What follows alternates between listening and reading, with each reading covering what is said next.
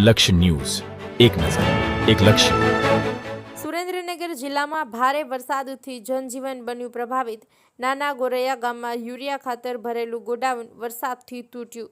વઢવાણમાં પાણી ભરાઈ ગયા છે. મહાનગરપાલિકાએ રિપેરિંગ કરેલા રસ્તાઓ ફરી તૂટી ગયા. સુરેન્દ્રનગરમાં સતત વરસાદ. દશાડામાં સૌથી વધુ 2.5 ઇંચ વરસાદ. અન્ય 10 તાલુકામાં પણ નોંધાયો વરસાદ. વરસાદથી જનજીવન બન્યું પ્રભાવિત. બ્રિજેશ ત્રિવેદી, સુરેન્દ્રનગર. પરિસ્થિતિ બહુ વિકટ છે. ઠેર ઠેર રસ્તાઓ બંધ થઈ ગયા છે, પાણી ભરાઈ ગયું છે. વિરમગામ તાલુકાનું નાના ગોરૈયામાં એક ગોડાઉન પડી ગયું છે, એનાથી સતત નુકસાન થયું છે.